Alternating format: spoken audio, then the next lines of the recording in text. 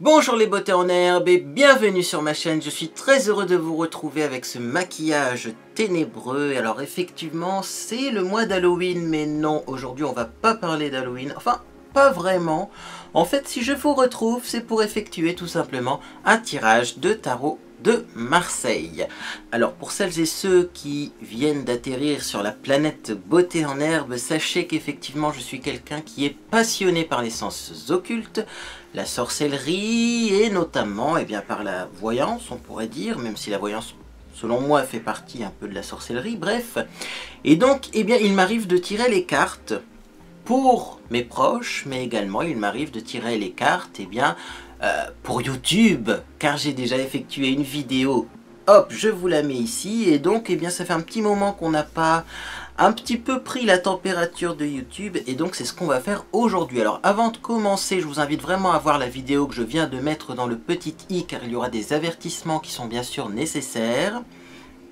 Je vais rappeler juste en deux mots que l'on n'est pas obligé de croire en ce genre de choses, qu'on peut prendre ça à la rigolade, qu'on peut prendre ça de façon plus sérieuse, mais en tout cas, voilà, chacun fera son avis sur la question. Mais moi personnellement j'y crois, ça peut être un peu considéré comme ma religion. Et donc qu'est-ce que je vais utiliser aujourd'hui pour tirer les cartes, car effectivement il y a différents types de tarot. Donc si je prends mes petites cartes, vous avez les anciens tarots de Marseille, les mini tarots de Marseille, bon ça ce sont les tarots de Marseille, mais vous avez par exemple le petit, le normand, le grand, le normand, dans les tarots connus vous avez les tarots d'Épinal, le grand tarot Béline, l'oracle Béline, bref le tarot persan, le tarot maçonnique, le tarot hindou, le tarot des fleurs, le tarot Arista, et même sur cette carte c'est marqué etc. Donc vous avez plein de sortes de tarots. Moi je vais utiliser, hop, l'ancien tarot de Marseille. Donc je vous montre son emballage qui est un petit peu ancien lui également, ça ressemble à ça. Et donc, comment ça se présente un jeu de tarot? Vous avez différents types de cartes que je vais vous montrer, comme ça, vous pourrez en savoir un peu plus sur le sujet. Donc, dans ce jeu de tarot, vous avez, je prends mes notes, 22 arcanes majeures et 56 arcanes mineures. Donc, les arcanes majeures, vous voyez, ressemblent à ça. Et donc nous, ce sont ces cartes-là que nous allons utiliser aujourd'hui. Il y a effectivement une flopée d'autres cartes à l'intérieur d'un jeu de tarot. Ces cartes-là, c'est pour faire des tirages plus complets, sur des durées plus longues, des tirages un peu plus difficiles à faire également. Ceux-là, on ne les utilisera pas. Voilà, donc finalement, qu'est-ce qu'on va utiliser pour faire simple comme carte? Ce sont les cartes habituelles. Vous voyez, par exemple, vous avez le monde, vous avez le diable, vous avez le mât, ou appelé aussi le fou. Bref, vous avez les cartes que l'on voit assez souvent dans les films, les séries, etc. etc. Et donc, pour m'aider à l'interprétation des cartes, je vous remontre ce livre. Je vais donc utiliser le livre qui s'appelle « Tirer et interpréter le tarot de Marseille ». C'est un livre aux éditions Buissière fait par Corinne Morel. Et ce livre-là est vachement bien si vous voulez débuter les tirages de cartes. Il est complet et vous avez des exemples concrets à l'intérieur. Donc bien sûr, vous pouvez l'apprendre par cœur, ce livre. Notamment si vous êtes un professionnel de la voyance, je pense que c'est quand même bien de tout savoir par cœur. Ça fait plus pro. Moi, je fais un tirage de cartes tous les 6 mois, voire moins. Donc forcément, je vais m'aider de ce livre et je vais un petit peu lire les définitions des cartes à l'intérieur de celui-ci, car je ne les connais pas toutes par cœur. Donc si je vous montre un petit peu à quoi ça ressemble, la définition d'une carte, ça ressemble à ça, vous voyez. Vous avez le sens initiatique, c'est un peu le sens général. Et ensuite, vous avez le sens, hop, vraiment qui nous intéresse au niveau du tirage de cartes, suivant que la carte est à l'endroit ou suivant que la carte est à l'envers. Bref, On va donc effectuer un tirage pour connaître l'avenir de YouTube. Le type de tirage que j'ai choisi, c'est le même type de tirage que j'ai effectué la première fois. Il s'appelle le tirage d'introduction. Donc le tirage d'introduction, il permet d'avoir une vue d'ensemble, une analyse générale. Il s'agit d'un tirage mixte. Alors qu'est-ce que ça veut dire tirage mixte ?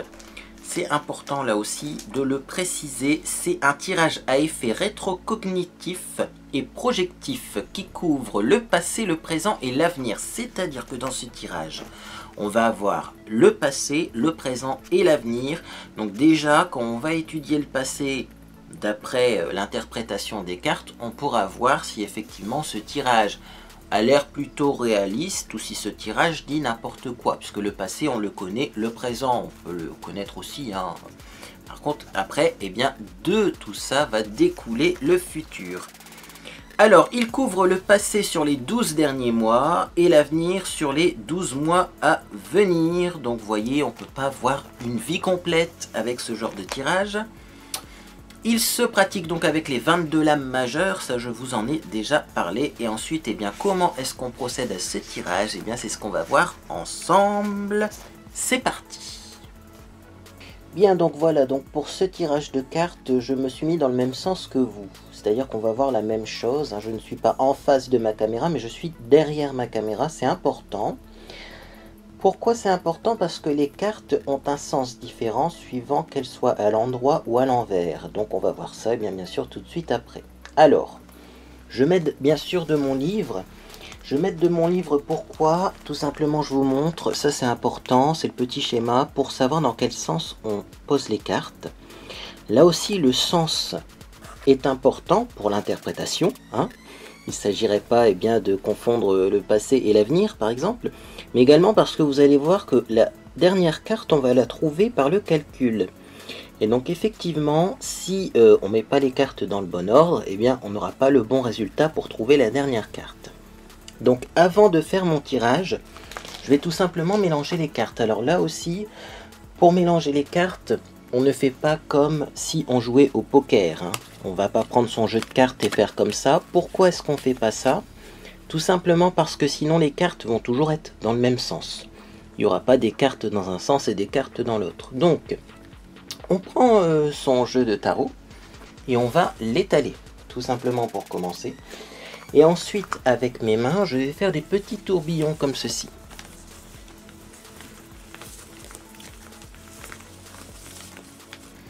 Et donc moi j'aime bien mélanger les cartes jusqu'à ce que les cartes semblent dessiner une ligne. Vous voyez là par exemple, c'est déjà presque une ligne de dessiner, vous voyez. Je vais encore les mélanger un peu. Mais vous voyez, il y a des moments, quand on mélange les cartes, où on a l'impression de voir une ligne. C'est à ce moment-là qu'il faut s'arrêter. Donc moi je vais encore mélanger un peu parce que ça me paraît un peu succinct. Puis ensuite, je vais faire un tas, tout simplement.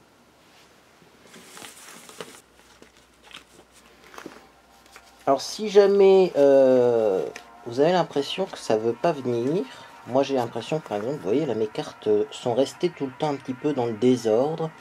Je refais un tas, je vais recommencer le brassage. C'est peut-être un signe aussi, ça veut peut-être dire que sur YouTube en ce moment c'est un petit peu le désordre également. Bref, en tout cas je refais un tas et je vais remélanger mes cartes en espérant à un moment former une petite ligne lors de ce brassage. Donc là, vous voyez mes cartes, elles partent dans un angle qui est assez linéaire. Donc on va s'arrêter là, c'est le mieux que je peux faire. C'est vrai qu'il y a des tirages parfois un peu plus directs et francs, mais là c'est un petit peu brouillon. Donc ensuite je récupère mes cartes, comme ceci. Hop.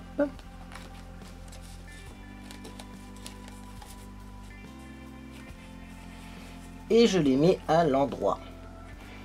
Voilà. Donc ensuite, comme pour mon premier tirage, on va compter les cartes pour vérifier qu'on les a bien toutes et surtout on va les disposer. Donc c'est parti.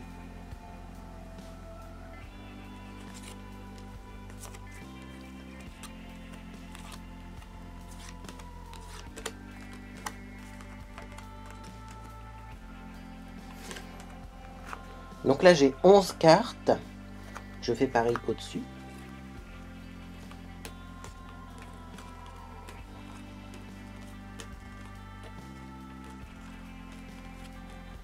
Et 11 et 11, ça fait bien les 22 cartes que je suis censé obtenir.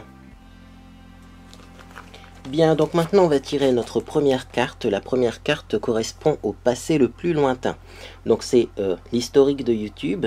Sachant que le passé le plus lointain, comme on vient de le voir, eh bien c'est il y a 12 mois à peu près, puisque on ne peut pas voir au-delà de 12 mois avec ce type de tirage. Et donc normalement, le passé le plus lointain et le passé le plus proche devraient être logiques, devraient être, eh bien, identiques à ce qui s'est réellement passé. Alors c'est parti, on va commencer par le passé le plus lointain. Donc toujours, je dois sentir les cartes. Quand je mets ma main dessus, on ne choisit pas au hasard. Hein. On tire une carte suivant son ressenti. Donc l'idéal c'est de passer bien sûr sur toutes les cartes et ensuite de garder la carte qui nous intéresse.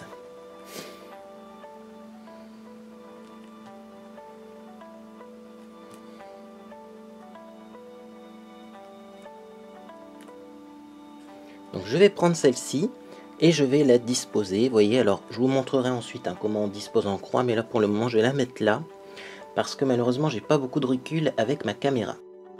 Je continue, donc on va prendre maintenant le passé le plus proche.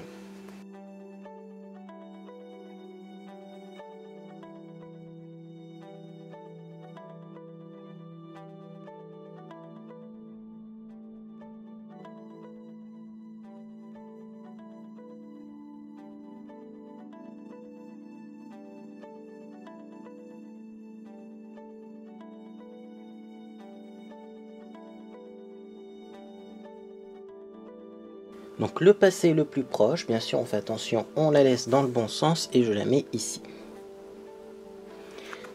Si vous voulez voir, voyez, j'ai le passé lointain là et le passé proche ici. On continue. Voilà, j'ai bougé un petit peu la caméra pour que vous puissiez avoir une vue d'ensemble. Donc la troisième carte, c'est l'avenir du premier trimestre.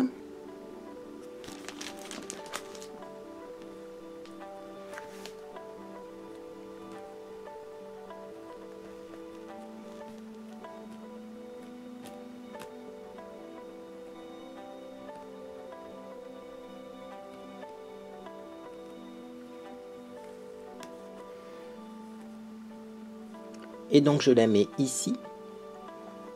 On continue donc avec la quatrième carte qui est l'avenir du deuxième trimestre. Donc on parle bien de trimestre. Hein. Donc là c'est 3 mois et 6 mois.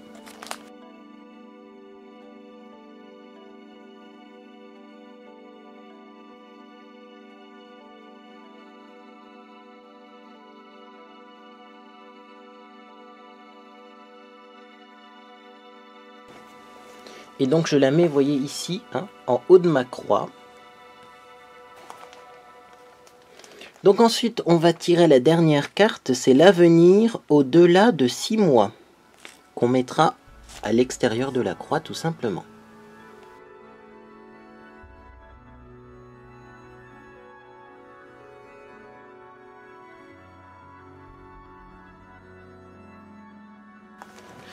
Alors à cette étape du tirage de tarot, très important, on va récupérer toutes les cartes qu'on n'a pas utilisées, mais toujours on va les laisser dans le même sens.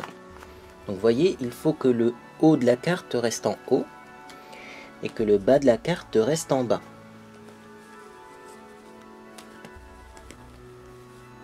Hop, et je les mets bien, hop, avec le haut en haut et le bas en bas. Je garde le paquet de côté. Et donc maintenant on va dévoiler les cartes et il faut bien sûr dévoiler toutes les cartes. Alors je vais juste faire attention au cadrage, c'est pas évident à tourner, hein. Je fais pas souvent de vidéos de tarot. Voilà.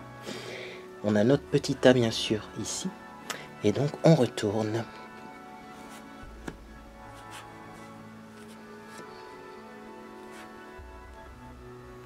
Voilà pour les cartes, alors maintenant on va calculer la carte du milieu. Pour calculer la carte du milieu, c'est simple, on va tout simplement additionner tous les chiffres qu'il y a sur les cartes qui forment la croix. Celle-ci, on ne la prend pas en compte pour les calculs. Bien, donc on a le 12 ici. Ici, on a le 19, le 10 et le 17. Alors, si vous avez un petit peu de mal à lire les chiffres romains, dans le petit livret, vous avez les cartes. Voilà. Donc par exemple, si on prend notre carte numéro 12, c'est le pendu, c'est bien ça. Et eh bien, le 12, vous voyez, est inscrit ici. Je me rapproche, voilà, le pendu, c'est la numéro 12. Alors, qu'est-ce qu'on va faire? On va faire 12 plus 10, ça nous fait 22. Plus 17, ça nous fait 39. 39 plus 19, ça nous fait 58. Sachant qu'il n'y a pas 58 cartes, on est bien d'accord, on va tout simplement, et bien maintenant, ajouter le 5 et le 8. Ça nous fait un chiffre qui est le 13. Donc tout simplement, je vais retourner mon paquet de cartes, comme ceci. Toujours le haut dans le bon sens, hein, donc je le retourne dans ce sens-là. Et je vais chercher la carte numéro 13.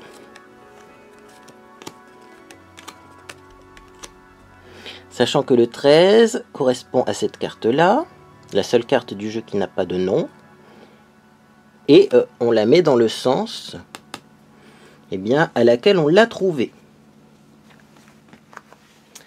Et donc maintenant on va pouvoir interpréter quoi? Et bien tout simplement ce tirage de tarot. Alors bien sûr moi je le fais par ordre chronologique, c'est-à-dire qu'on va commencer tout simplement bien par la première carte. Je vous remonte le schéma, c'est vraiment important hein, ça d'avoir ça en tête. Le passé le plus lointain. Et donc on a le pendu. Le pendu qui est une carte qui est à l'endroit. Alors forcément un pendu à l'endroit, ça fait quelqu'un qui est à l'envers. Hein. C'est là toute la subtilité de la chose. Donc tout simplement, je vais aller dans la signification des lames. Et donc je vais bien chercher le numéro 12. C'est par ordre de numéro, bien entendu. Alors, le numéro 12 à l'endroit. Ça correspond à une impuissance, à des blocages, à des contraintes, le fait d'être coincé. Il y a eu des obstacles, des entraves. Et eh bien, le consultant ne peut rien faire, c'est-à-dire qu'on n'a pas eu de solution à ces problèmes dans le passé. Il a fallu attendre, il y a eu une patience nécessaire et il a fallu accepter notre situation. Une ouverture spirituelle est possible. Bon là, c'est pas en rapport avec le sujet du jour. Donc c'est vrai qu'il y a eu des blocages sur YouTube. Je pense qu'on parle notamment bien, de tous ces problèmes de monétisation de vidéos bloquées. Donc vous voyez, on est en plein dedans là. Hein.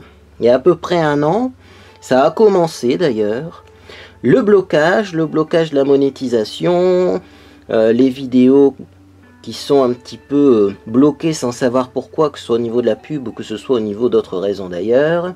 Donc ça, c'était notre situation passée. Un peu plus récemment, qu'est-ce qui s'est passé? Il s'est passé le soleil à l'endroit. Alors, récemment, dans le passé mais plus proche, on a eu des satisfactions diverses. Une réussite dans les projets, un aboutissement positif d'une démarche. Donc on nous conseille de cultiver le contentement et de profiter des moments agréables de l'existence. Chaleur, détente, bien-être, le fait d'aller au soleil dans le sud. Alors c'est vrai que récemment on a eu quand même du soleil sur YouTube, c'était l'été. Mais je pense que l'aboutissement positif de la démarche, c'est peut-être ce fameux robot qui bloquait automatiquement les vidéos, qui a réussi finalement, à force d'étudier des vidéos, à devenir plus efficace. C'est-à-dire que normalement, on a moins de faux positifs sur ce blocage. Le robot, visiblement, ces derniers mois, a réussi à être au point. Donc normalement, on ne devrait plus avoir trop de problèmes de monétisation si ce n'est pas, bien sûr, quelque chose qui est justifié. Les vidéos qui doivent être bloquées le seront toujours automatiquement par ce robot. Mais visiblement, ce problème de monétisation a été résolu récemment. Et donc maintenant, eh bien, on va regarder le présent. Alors, qu'est-ce qu'on a au niveau du présent? On a l'arcane numéro 13 qui a l'envers. Alors, qu'est-ce que ça veut dire? Ça veut dire que les changements seront mesurés sans destruction. Il y aura de légères modifications, mais voilà, elles seront légères les modifications. En fait, ça veut dire surtout qu'il n'y aura pas beaucoup de changements.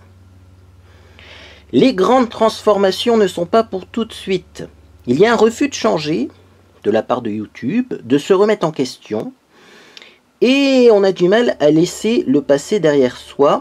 On est d'une nature conservatrice. Alors aussi bien au niveau des créateurs, peut-être qu'au niveau des programmeurs, eh ben, on aime bien finalement garder son confort et on refuse d'aller vers des nouvelles innovations. Et moi, si je parle personnellement, hein, sans lire les cartes, c'est exactement ce que je reçois. Je trouve que l'interface de YouTube a l'apparence d'une interface ancienne, désuète. On n'a vraiment pas d'évolution, on n'a pas de nouvelles fonctionnalités, et dès qu'on change un petit truc sur YouTube, tous les créateurs gueulent parce qu'ils ont peur. Donc c'est une grosse résistance au changement là hein, qu'on voit, et ça c'est ce qui est en train de se passer maintenant.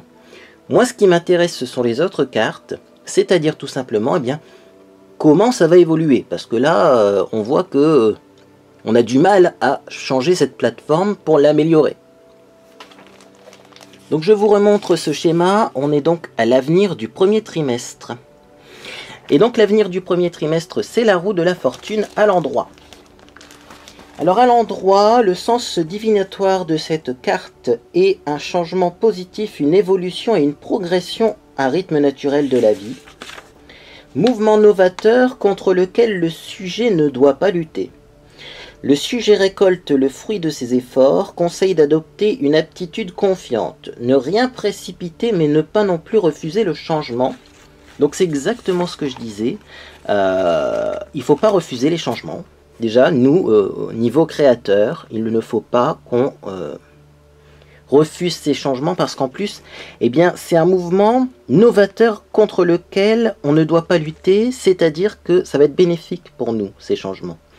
Donc, s'il y a des nouvelles options, s'il y a des changements au niveau des monétisations, je sais que par exemple maintenant sur YouTube, on voit 2 publicités au lieu d'une en début de vidéo. Ce genre de choses, en tout cas pour les créateurs, car là je me mets bien à la place d'un créateur et non pas à la place d'un visionneur de vidéos, à la place du public. Hein, moi je suis là en tant que créateur, et bien pour nous c'est positif ces changements, et surtout il ne faut pas lutter contre. C'est-à-dire que moi, à titre personnel par exemple, s'il y a des nouvelles options ou des changements qui me chagrinent, il faut que je prenne sur moi parce que ça va être positif. Au-delà des 3 mois, donc dans l'avenir un peu plus lointain, on a l'étoile à l'envers. Alors, l'étoile à l'envers signifie qu'il faudra faire des efforts. Le sujet ne doit pas espérer l'aide du destin, il ne doit compter que sur son travail. Tous les espoirs restent permis, mais il faut combattre. C'est-à-dire qu'on est toujours dans cette optique d'acceptation du changement, et malgré les changements, il ne faut pas se décourager, il faut continuer le travail, car c'est grâce au travail qu'on va réussir. Donc c'est toujours cette chose, vous voyez, que l'on voit dans les cartes, et le tirage est assez cohérent. Hein. On a eu des blocages, les blocages sont résolus, mais du coup, eh bien, il a fallu améliorer ou changer certaines façons de faire. Ces changements n'ont pas été acceptés par la communauté, car ce sont des personnes qui sont un petit peu réfractaires au changement, mais pourtant ces changements qui vont encore continuer dans les mois à venir sont positifs et il faut les accepter. Et si vous travaillez bien, si vous êtes régulier sur YouTube, si vous faites de la qualité ou des vidéos en tout cas qui plaisent à votre communauté, tout se passera bien pour vous. Mais également le fait que cette carte soit à l'envers, l'étoile, ben, ça veut dire qu'il faut faire des efforts. Et donc si vous vous laissez vivre, c'est pas comme ça que vous allez réussir sur YouTube. On va regarder maintenant l'avenir un peu plus loin. On a la papesse qui est à l'envers. Alors pour vous montrer que je ne vous mens pas quand même, parce qu'il y a certaines personnes qui vont quand même se demander si j'invente pas des interprétations, je vous montre la papesse. Hein. On est bien sur la page de la papesse et je vous lis la description. Nécessité d'agir. Il faut arrêter de se poser trop de questions et passer à l'acte. Mise en pratique de ses connaissances, phase de réalisation et de concrétisation. Échec dans les études, bon, on n'est pas en train de faire des études. Carence intellectuelle et culturelle, femme en position difficile. Bon, ça n'a pas de rapport avec le sujet. En tout cas, c'est une nécessité d'agir, il faut arrêter de se poser trop de questions et passer à l'acte. Et donc, eh bien, dans les mois qui viennent, y compris dans l'année qui va venir, eh bien, dans tous les cas, il faudra passer à l'acte, il faudra arrêter de se poser des questions, il faudra bosser tout simplement pour réussir. Et arrêter comme ça de de se trouver des prétextes sur le fait qu'on réussit pas. Parce que j'ai l'impression que c'était ça ces derniers temps quand même. C'est si ça marche moins bien, c'est pas de notre faute, c'est voilà, c'est de la faute de YouTube qui modifie des trucs. Non, faut arrêter de se trouver des excuses. Il faut bosser, il faut continuer de bosser, et il faut bosser sans se poser de questions. Voilà, et vous réussirez. Parce qu'il n'y a aucune carte qui précise que l'on ne réussira pas. Alors moi, quand je vois la papesse à l'envers, parce que c'est quand même une carte à l'envers, ça sous-entend que celui qui bossera pas, par contre, va être dans l'échec. Puisque ce sont quand même deux cartes à l'envers. Mais c'est deux cartes qui nous disent la même chose. Il n'y a rien d'alarmiste. Si vous bossez, vous réussirez. Mais il y aura peut-être des personnes qui vont un petit peu être dans l'échec dans les mois à venir, parce qu'on a quand même deux cartes à l'envers. Donc voilà, certaines personnes qui vont rester sur leurs acquis vont finalement peut-être perdre, et d'autres personnes qui sont bosseuses, qui ne se contentent pas d'avoir une grosse communauté, non, qui, malgré leur grosse communauté, ou en ayant une petite communauté, eh bien sont bosseurs, ces personnes-là, dans tous les cas, vont réussir. Et me voilà de retour. Donc qu'est-ce qu'on a vu dans ce tirage? On a vu qu'il y a à peu près un an, il y a eu des blocages. Moi je pense personnellement à tous ces problèmes de monétisation, mais aussi également à tous ces abonnements qui disparaissent. En tout cas il y a eu des choses qui se sont produites. Ça c'est acté, c'est dans le passé. Et puis ensuite on a eu un système qui s'est amélioré récemment. Même si tout n'est pas parfait, en tout cas on a essayé d'améliorer le système. Ça a engendré quand même des critiques de la part sûrement des créateurs, puisque là j'ai fait le tirage un petit peu en pensant en tant que créateur, parce que les gens sont réfractaires au changement, mais ça j'ai envie de dire c'est sur YouTube comme ailleurs. Mais en tout cas, qu'est-ce qu'on voit dans l'avenir? On voit que vont résister et vont rester sur YouTube ceux qui bossent, voilà. Et ceux qui sont arrivés là un petit peu par hasard ou qui ont eu une grosse communauté, mais qui finalement se reposent un peu sur leur laurier, ceux-là risquent d'être en péril. Et ça se confirme aussi bien dans les 3 prochains mois que dans les 6 prochains mois, puisqu'on avait 2 cartes à peu près équivalentes. Et bien voilà pour l'avenir de YouTube. Donc un conseil, si vous êtes créateur, que vous voyez cette vidéo, bossez, continuez, ne lâchez pas vos efforts, ça va payer. Et ne vous découragez pas, parce que ceux qui seront découragés, malheureusement, seront un peu laissés au bord de la route.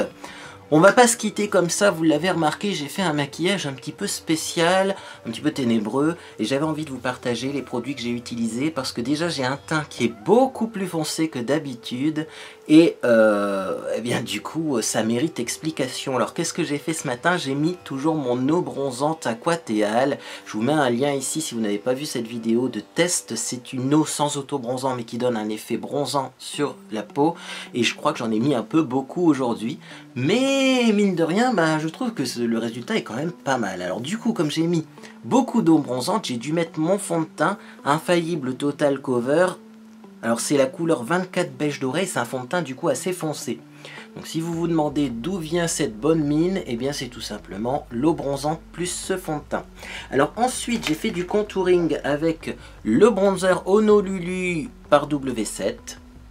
J'aime beaucoup ce bronzer, mais vous voyez, quand je mets de l'auto-bronzant, parce que sinon je trouve qu'il est un peu trop foncé, ça ressemble à ça la couleur. Vous voyez, c'est quand même assez foncé.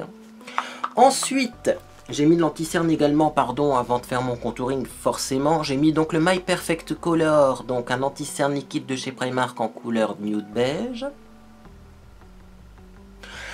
Ensuite, j'ai poudré mon visage, donc tout simplement avec la Banana Dreams de chez W7.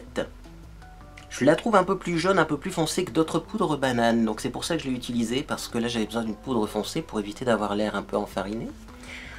Ensuite, j'ai mis de la base à paupières sur mes yeux, c'est la Milani Eyeshadow Primer comme d'habitude. Puis je me suis maquillé, et c'est ça surtout que j'avais envie de vous dire en vidéo, parce que certaines personnes vont peut-être trouver ce maquillage réussi, et d'autres vont le trouver un petit peu désuet. J'ai utilisé la palette Smokey Eyes Maybelline New York, vous voyez celle-ci. Et j'ai tout simplement suivi le tuto à l'arrière. Je me suis pas embêté. J'ai vraiment mis dans l'ordre 1, 2, 3, 4 comme c'est écrit à l'arrière. Et c'est vrai que je trouve que ça fait un résultat quand même correct. Si vous avez du mal à faire des smokies, clairement c'est le genre de palette qui pourra vous aider parce que les couleurs se fondent car elles sont très proches. Par contre, je pense qu'on va être d'accord pour dire que c'est pas le plus beau smoky du monde. Moi je trouve quand même que par exemple l'highlight en dessous du sourcil est beaucoup trop foncé, vous voyez celui-ci. Après c'est peut-être dans le choix des couleurs de la palette, c'est peut-être les couleurs hein, qui sont peut-être pas bien choisies, mais d'un autre côté, comme c'est un highlight foncé, vous voyez ça se mélange bien au reste du maquillage, donc on a un joli dégradé. Enfin dites-moi ce que vous en pensez.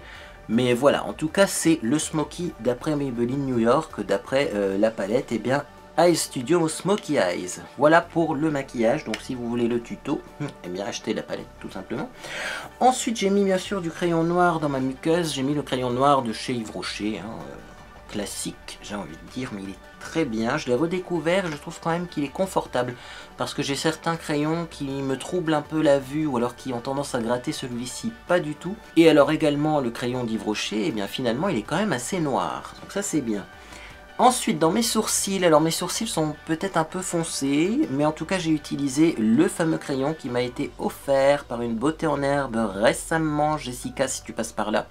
Je t'embrasse, c'est le fameux Triade Authentic Eyebrow Pencil, vous voyez c'est ce fameux crayon où vous avez d'un côté un petit goupillon, ensuite vous avez hop un crayon, donc rétractable, pratique, et également tour de magie au milieu, une poudre pour les sourcils.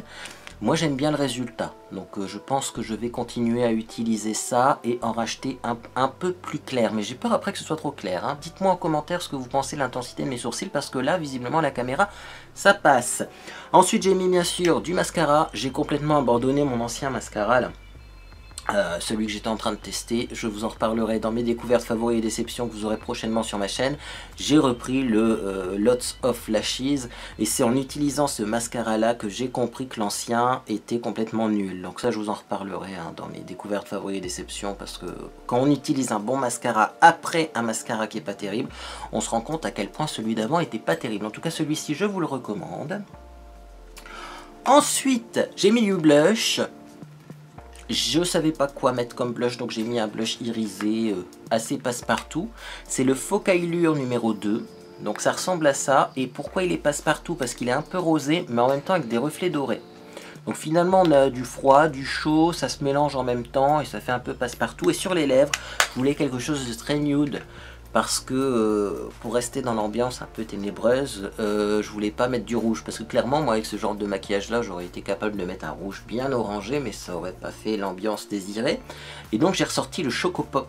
Celui-là il est génial, hein. Le Color Sensational Choco Pop de Maybelline New York. C'est un marron beige, un peu rosé. Ça tire limite sur du bois de rose, mais ça reste marron, vous voyez. Avec une pointe de beige, et franchement il est génial. D'ailleurs je l'use à vitesse grand V. Alors quand je l'ai commandé je me suis trompé, j'en ai pris 2 au lieu d'un. J'ai bien fait. J'ai bien fait parce que c'est une couleur qu'il faudrait toujours avoir chez soi. Quand on ne sait pas quoi mettre comme couleur, ce genre de nude, c'est vraiment ce qui passe le mieux. Eh bien écoutez, voilà, ça c'était pour le maquillage. Bah oui, parce que même si c'est une vidéo qui ne parle pas de cosmétiques, d'esthétique ou de parfumerie, ma chaîne reste quand même une chaîne beauté, je vous rassure, parce que ces derniers temps quand même on a eu pas mal de vidéos qui n'était pas en rapport avec la beauté. On a eu de la cuisine, hein, n'oubliez pas, si vous n'avez pas vu cette vidéo, j'ai publié ma fameuse recette de gâteau de riz qui a été reproduite et qui a été adorée. Donc écoutez, je vous remercie beaucoup pour vos retours. Mais là c'est bon, hein, on va avoir quand même de la vidéo beauté à venir. Donc il y aura les découvertes, les favoris, les déceptions. Également il y aura bien sûr un unboxing, car je vais ouvrir un petit colis qui m'a été envoyé, même 2 petits colis qui m'ont été envoyés par des abonnés. Donc eh bien n'hésitez pas à vous abonner pour ne pas manquer ces prochaines publications. Et également, eh bien, comme prochaine publication, il y aura une coloration dans mes cheveux. Voilà, parce que vous avez remarqué quand même que mes cheveux étaient assez clairs. Je vous expliquerai pourquoi ils sont assez clairs. Je ne les ai pas éclaircis, c'est juste que j'ai un shampoing qui fait énormément dégorger les colorations. Donc forcément j'ai perdu toute ma coloration rose-violette que j'avais fait, hein. Donc pour savoir le mélange que j'ai fait, rendez-vous ici. Voilà, j'ai perdu toute ma coloration semi-permanente et donc eh bien là il est temps d'en refaire une autre. Bref, en tout cas, eh bien moi j'espère que vous passez une agréable journée ou soirée et je vous dis à bientôt sur les réseaux sociaux.